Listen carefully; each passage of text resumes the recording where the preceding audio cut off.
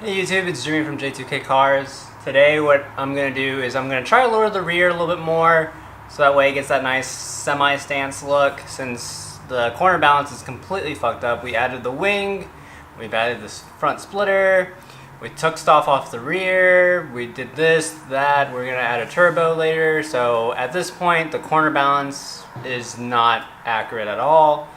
So might as well make the car lower so it has a lower center of gravity on the track itself. And then after we do that, I need to wash the car. I'm going to Cars and Coffee tomorrow, and this car is extremely dirty, so we need to get it somewhat nice for Cars and Coffee. And then next week we hit the track for 2 weeks, and then after that we'll wash the car, clay bar it, make it nice and clean. And then for you guys waiting for the turbo video, that will happen right after those 2 weeks of track. So really soon that turbo install is coming up. Let's go ahead and jack up the car and take off these wheels.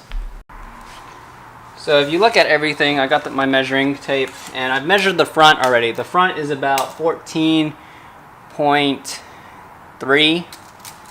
So I'm doing it from the bottom right here and I'm going up, and this is about 15.2. So basically an eighth of an inch I need to go down, so 0.8 of an inch, and it should match roughly the front. So we'll just jack this up and take it off.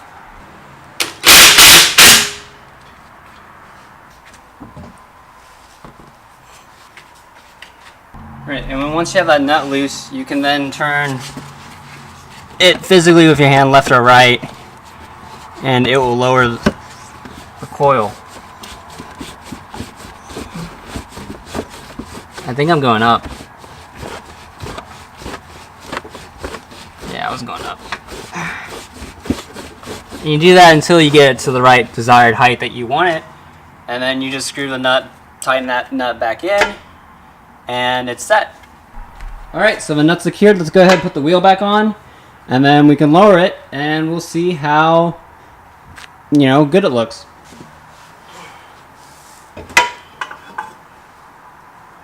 When you guys buy wheels, take a look at your lug nut. If it rotates on the bottom like this, that's really good, because this can keep spinning and it's to a certain torque, so you don't actually keep spinning the lug nut onto the wheel itself. Once you torque it, this will lock itself in place, and then you can keep spinning this. Or the washer down below keeps spinning, so it doesn't hurt the wheel itself. So if you buy some really expensive wheels, try to look for some lug nuts that have a rotating bottom mass, because they're expensive. Yeah, if you look at my car, right here, oh, you can just see it, can't you? When I put my hands on the trunk, it's in desperate need of a wash. Oh my god, if you see it right here, oh, you can just see that right there. I know my car's white and it's a little bit hard. Oh yeah, you can definitely see it right there. That's a big one. If you guys like these taillights, you can check out the video that my girlfriend made. Actually, where my girlfriend installed them. She does a great job. If you ever need anything, just give her a call. She'll install taillights for you for the cheap, So let's go ahead and get this car washed. She definitely needs it for Cars and Coffee. I haven't washed her in months. Oh my god, neglected her.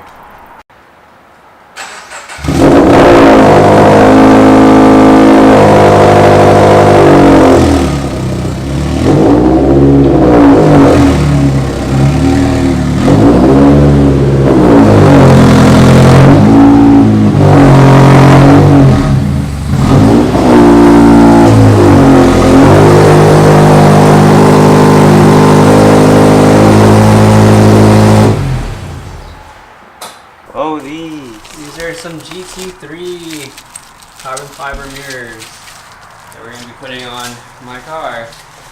So let's just, I guess, do a quick tutorial of it. I know we need to remove the panel, and then we need to also remove the light cover. So I'll remove the light cover. So from my understanding, you can just grab this right here and kind of just pull it off, I think.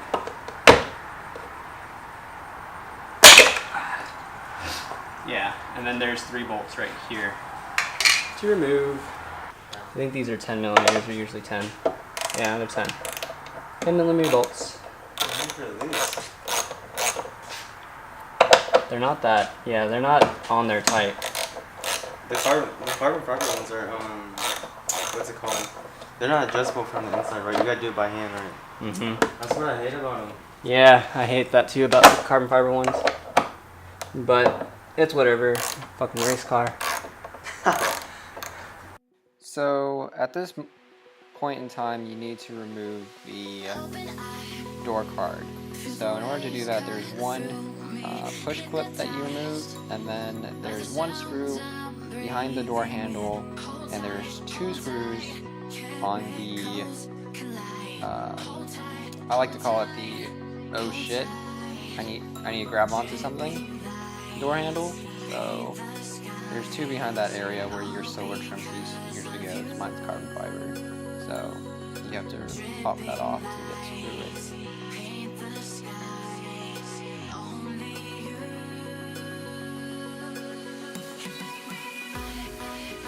Once you have the screws removed, it's simply just getting your hand behind the door card and pulling up to pop the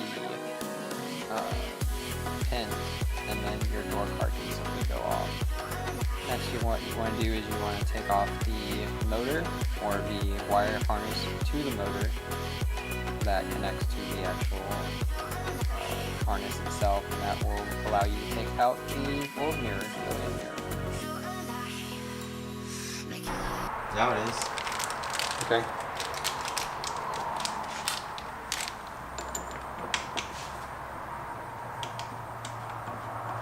I don't know how I feel about this. Oh wait, I messed up.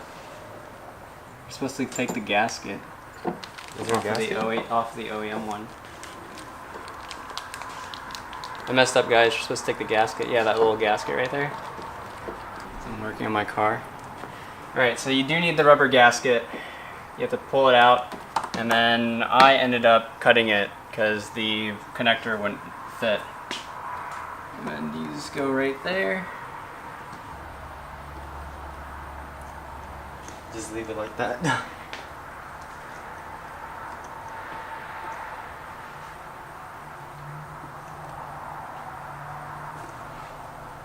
Cool. Make sure everything's tight, I guess. So we got it mocked up and installed. Like, it doesn't look bad. Let's take a look from the front. Like, it definitely is smaller, but you don't really see it, so I like to say that's a success. Pretty easy to install, pretty simple, just have to remove some wires. That's the hard part. So we got the APR mirror on the left and then the OEM on the right. But the car, I mean, I can see how the carbon fiber one looks kind of cool. Looks kind of like race car. But the OEM one definitely does give you more vision, I feel. Let me know in the comments what you guys think, which one you like. The little tiny one or the OEM one. Alright.